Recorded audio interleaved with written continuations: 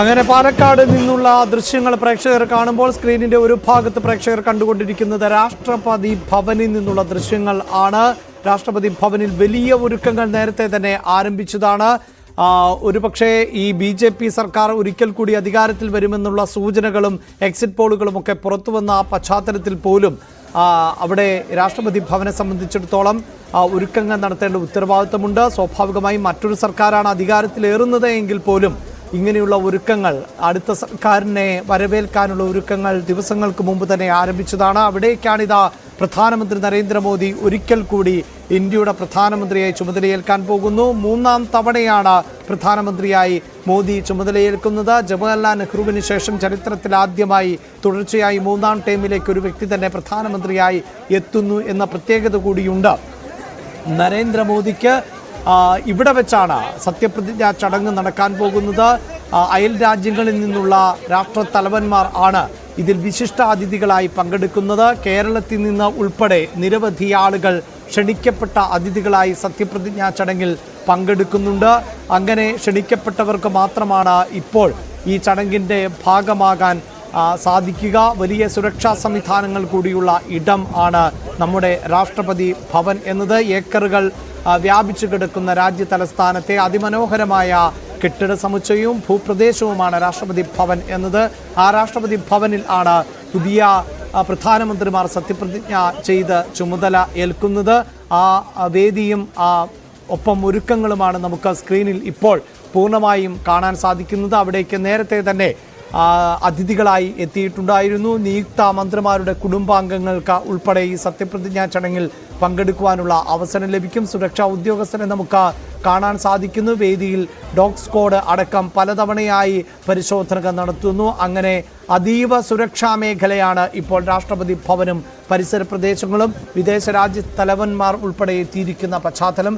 രാജ്യത്തെ തെരഞ്ഞെടുക്കപ്പെട്ട MP-മാർ, പ്രതിപക്ഷ നേതാക്കൾ ഉൾപ്പെടെ ഉള്ളവർ ആണ് സത്യപ്രതിജ്ഞാ ചടങ്ങിൻ്റെ ഭാഗമാകുന്നത്. ഏറ്റവും ഒടുവിൽ നടക്കുന്ന സുരക്ഷാ പരിശോധനകൾ ആണ് ഇപ്പോൾ നമുക്ക് ദൃശ്യങ്ങളിൽ കാണാൻ സാധിക്കുന്നത്. വേദിയും സദസ്സുമൊക്കെ പുഷ്പാലങ്കൃതമാണ് എന്ന് നമുക്ക് ദൃശ്യങ്ങളിൽ വ്യക്തമാകുന്നുണ്ട്. അങ്ങനെ രാജ്യ തലസ്ഥാനത്ത് വലിയ ഉത്സവാന്തരീക്ഷമാണ് എങ്കിൽ കേരളത്തിലും ആ ആഘോഷ തിമിർപ്പിന് ഒട്ടും കുറവില്ല. പ്രത്യേകിച്ച് ചരിത്രത്തിലാദ്യമായി BJP അക്കൗണ്ട് തുറക്കുന്നു. തൃശ്ശൂരിൽ നിന്ന് 70,000-ത്തിലധികം വരുന്ന ഭൂരിപക്ഷത്തിന് ഒരു BJP MP-യെ കേരളത്തിൽ നിന്ന് അയക്കുന്ന രാഷ്ട്രീയ സാഹചര്യം കൂടിയാണുള്ളത്. അതുകൊണ്ട് തന്നെയാണ് ആഘോഷം അണപൊട്ടുന്നത്. അല്പസമയത്തിനകം വിവിധ ഭാഗങ്ങളിൽ വിപുലമായ ആഘോഷങ്ങൾ BJP നടത്തുന്നുണ്ട്. വീണ്ടും ദൃശ്യങ്ങളിലേക്ക് പോകുമ്പോൾ 2 കേന്ദ്രമന്ത്രിമാർ ഇത്തവണയുണ്ടാകും എന്നുള്ളതാണ് നമുക്ക് മനസ്സിലാക്കാൻ സാധിച്ചത്. പലപ്പോഴും കേന്ദ്രമന്ത്രിസഭ വിപുലീകരിക്കുന്ന പശ്ചാത്തലമുണ്ട്.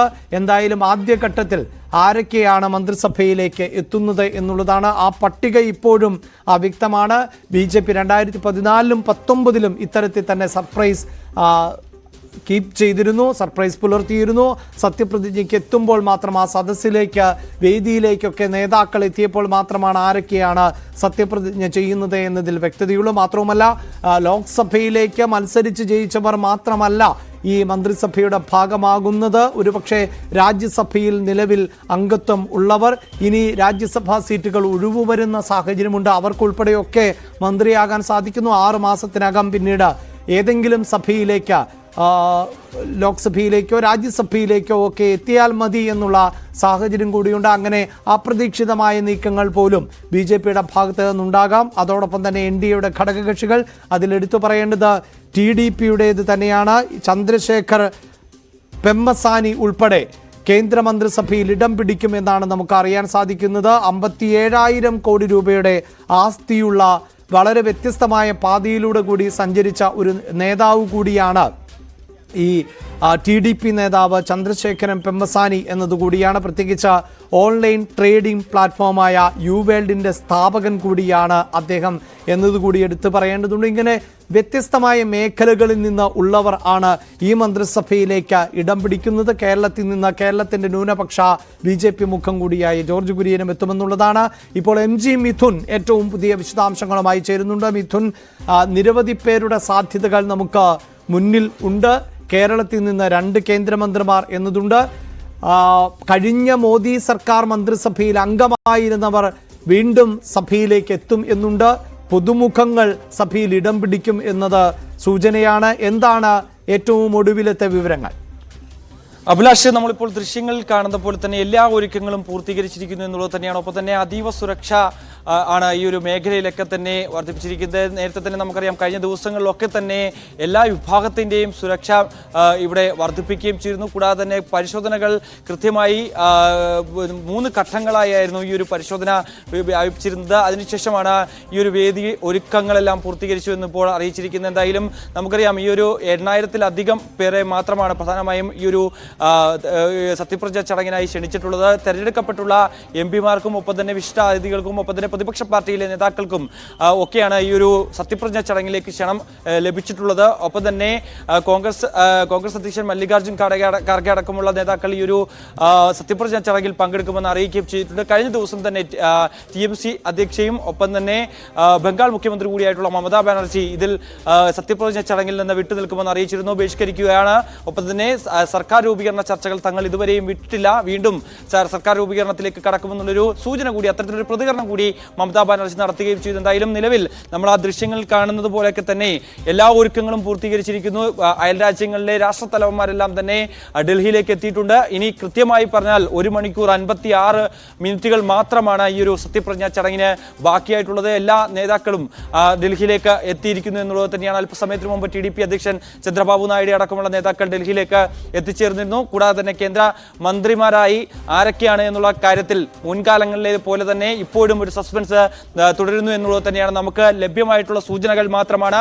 നിലവിൽ 48 പേർ ഈ ഒരു സത്യപ്രതിജ്ഞ ചെയ്ത് ഇന്ന് കേന്ദ്രമന്ത്രിമാരാകുമെന്നുള്ളത് ഒരു വിവരം മാത്രമാണ് നമുക്ക് ലഭ്യമായിട്ടുള്ളത്. പ്രധാനമന്ത്രി നരേന്ദ്രമോദിക്കൊപ്പം സത്യപ്രതിജ്ഞ ചെയ്യാൻ എന്നാണ് അറിയിച്ചിരിക്കുന്നത്. അതിൽ 36 പേർ BJP-യിൽ നിന്നും 12 പേർ ഘടകകക്ഷിയിൽ നിന്നുമാണ്. അതിൽ 2 പേർ വീതം TDP-യിൽ നിന്നും JD-യിൽ നിന്നുമാണ്. ബാക്കി എല്ലാവരും തന്നെ ഓരോ മന്ത്രിമാരായി ഓരോ പേർ വീതമാണ് ബാക്കി ഘടകകക്ഷികൾക്കെല്ലാം തന്നെ ചെറുകക്ഷികൾക്ക് നൽകുകയും ചെയ്തിരിക്കുന്നത്. എന്തായാലും നിലവിൽ ഏറ്റവും പ്രധാനമായും നമുക്ക് ലഭ്യമാകുന്ന വിവരങ്ങൾ അനുസരിച്ച് ഞാൻ നേരത്തെ സൂചിപ്പിച്ച പോലെ തന്നെ പ്രഫുൽ പട്ടേലിനെ മന്ത്രിയാക്കണമെന്നുള്ള ആവശ്യം, അതും ക്യാബിനറ്റ് റാങ്കോട് കൂടിയുള്ള ഒരു മന്ത്രിസ്ഥാനം വേണമെന്നൊരു ആവശ്യം അജിത് പവാർ പക്ഷം മുന്നോട്ട് വയ്ക്കുകയും ചെയ്തിരുന്നു. പക്ഷേ അതിപ്പോൾ കേന്ദ്ര നേതൃത്വം BJP നേതൃത്വം തള്ളുന്നതാണ് നമുക്ക് കാണാൻ സാധിക്കുന്നത്. നിലവിൽ സഹമന്ത്രി സ്ഥാനം മാത്രമേ നൽകാനാകൂ എന്നുള്ളൊരു നിലപാട് BJP നേതൃത്വം കൈക്കൊള്ളുന്നു. നമുക്കറിയാം, ഈ ഒരു തെരഞ്ഞെടുപ്പിൽ വലിയ മുന്നേറ്റം നടത്താൻ NCP-യിൽ നിന്ന് പിളർന്ന് NCP അജിത് പവാർ പക്ഷം പിന്നീട് വലിയ മികച്ച മുന്നേറ്റം നടത്തുമെന്ന് മഹാരാഷ്ട്രയിൽ കരുതിയിരുന്നുവെങ്കിൽ പോലും തന്നെ ഇത്തവണ അവർക്ക് ഒരു സീറ്റ് മാത്രമായി തൃപ്തിപ്പെടേണ്ട വന്നൊരു സ്ഥിതിവിശേഷമുണ്ട്. അത്തരത്തിൽ ലോക്സഭയിലേക്ക് ഒരാളെ മാത്രമാണ് അജിത് പവാർ പക്ഷത്തിന് സാധിക്കുകയും ചെയ്ത് അവരുടെ രാജ്യസഭാ അംഗം കൂടിയായിട്ടുള്ള മുതിർന്ന നേതാവ് കൂടിയായിട്ടുള്ള പ്രഫുൽ പട്ടേലിനെ നമുക്കറിയാം, മുൻകാലങ്ങളിൽ അജിത് പവാറിന്റെ ശരത് പവാറിന്റെ വിശ്വസ്തന്മാരിൽ ഒരാൾ കൂടിയായിരുന്നു പ്രഫുൽ പട്ടേൽ. പിന്നീട് അജിത് പവാർ NDA പക്ഷത്തേക്ക് മാറുന്ന സമയത്ത് കൃത്യമായി തന്നെ പ്രഫുൽ പട്ടേലും അദ്ദേഹത്തോടൊപ്പം തന്നെ NDA പക്ഷത്തേക്ക് നീങ്ങുന്നത് നമ്മൾ കണ്ടു. അദ്ദേഹത്തെ ക്യാബിനറ്റ് റാങ്കോട് കൂടിയുള്ള ഒരു കേന്ദ്രമന്ത്രിയാക്കണമെന്നുള്ളൊരു ആവശ്യമായിരുന്നു അജിത് പവാർ മുന്നോട്ട് വെച്ചുവെങ്കിൽ പോലും തന്നെ ഇപ്പോൾ അത് കേന്ദ്ര നേതൃത്വം BJP കേന്ദ്ര നേതൃത്വം തള്ളുകയാണ്. അതുകൊണ്ട് തന്നെ അവർ ഈ ഒരു മന്ത്രിസ്ഥാനം ഏറ്റെടുക്കാൻ തയ്യാറല്ല എന്നുള്ളൊരു നിലപാടിലേക്ക് എത്തിയിരിക്കുന്നു എന്നാണ് ഈ ഒരു ഘട്ടത്തിൽ നമുക്ക് മനസ്സിലാക്കാൻ സാധിക്കുന്നത്. എന്തായാലും അത്തരത്തിലുള്ള കാര്യങ്ങൾ ഈ ഒരു ഘട്ടത്തിൽ നടക്കുന്നുണ്ട്. മറ്റ് കാര്യങ്ങൾ, അതായത് 36 പേർ, അതിൽ 4 പേർ മാത്രമാണ് നമുക്ക് ഉറപ്പിച്ച് പറയാൻ സാധിക്കുന്നത് കേന്ദ്രമന്ത്രിമാരാകുന്നത്. അതിൽ പ്രധാനപ്പെട്ട പേരുകളിൽ രാജ്നാഥ് സിംഗ്, അമിത്ഷാ, ഒപ്പം തന്നെ നിതിൻ ഗഡ്കരി, പ്രഹ്ലാദ് ജോഷി അടക്കമുള്ള നേതാക്കൾ കേന്ദ്രമന്ത്രിമാരായി സത്യപ്രതിജ്ഞ ചെയ്യും. ഒപ്പം തന്നെ നിലവിൽ നമുക്കറിയാം, ശിവരാജ് സിംഗ് ചൗഹാനും ഒപ്പം തന്നെ മനോഹർ ലാൽ ഖട്ടറും ഇവരെയും കൂടി ഈ ഒരു മന്ത്രിസഭയിൽ ഉൾപ്പെടുത്തുമെന്നുള്ള കാര്യം ഉണ്ട്. അത്തരത്തിലുള്ള സൂചനകളായിരുന്നുവെങ്കിൽ അത് നമുക്കിപ്പോൾ ഉറപ്പിക്കാൻ സാധിക്കുന്നു എന്നുള്ളത് തന്നെയാണ്. കേരളത്തിൽ നിന്ന് 2 മന്ത്രിമാർ ഉണ്ട്. അതിൽ സുരേഷ് ഗോപിയും ഒപ്പം തന്നെ ജോർജ് കുര്യനും ആണ് എന്നുള്ളത് തന്നെയാണ്. തമിഴ്നാട്ടിൽ നിന്നും കർണാടകയിൽ നിന്നും നിലവിൽ ആരെയും ഈ ഒരു പരിപാടിക്കായി ക്ഷണിച്ചിട്ടില്ല എന്നാണ് നമുക്ക് മനസ്സിലാക്കാൻ സാധിക്കുന്നത്. ബസവരാജ ബൊമ്മ അടക്കമുള്ളവരെ കേന്ദ്രമന്ത്രിയാക്കുമെന്ന് നമ്മൾ കരുതിയിരുന്നു. അദ്ദേഹം കർണാടകയിലെ മുൻ മുഖ്യമന്ത്രി കൂടിയായിരുന്നു. ഇത്തവണ ലോക്സഭയിലേക്ക് മത്സരിച്ച് വിജയിക്കുകയും ചെയ്തതാണ്. ബസവരാജ ബൊമ്മയെ കേന്ദ്രമന്ത്രി സഭയിൽ ഉൾപ്പെടുത്തുമെന്ന് കരുതിയെങ്കിൽ പോലും തന്നെ അദ്ദേഹത്തിന് പോലും ചായ സർക്കാരത്തിനോ അല്ലെങ്കിൽ ഈ ഒരു സത്യപ്രതിജ്ഞ ചടങ്ങിലേക്കോ ക്ഷണം ലഭിച്ചില്ല എന്നാണ് ഈ ഒരു ഘട്ടത്തിൽ നമുക്ക് മനസ്സിലാക്കാൻ സാധിക്കുന്നത്. അത്തരത്തിൽ കർണാടകയെ പ്രതിനിധീകരിച്ച് ആര് മന്ത്രിയാകുമെന്നത് 2ാം ഘട്ടത്തിലേക്ക് പോകുന്നു എന്നുള്ളത് തന്നെയാണ്. എന്തായാലും ആദ്യഘട്ടത്തിൽ 48 പേര് എന്നാണ് നമുക്കൊരു സൂചന ലഭിച്ചിരിക്കുന്നത്. അത് മുൻകാലങ്ങളിലെ പോലെ ഒരു സസ്പെൻസായി ഇപ്പോഴും നിലനിൽക്കുന്നുണ്ട് എന്നുള്ളത് തന്നെയാണ് അഭിലാഷ്. തീർച്ചയായും പ്രൗഢഗംഭീരമായ ചടങ്ങിന് അല്പസമയത്തിനകം തന്നെ തുടക്കമാവുകയാണ്.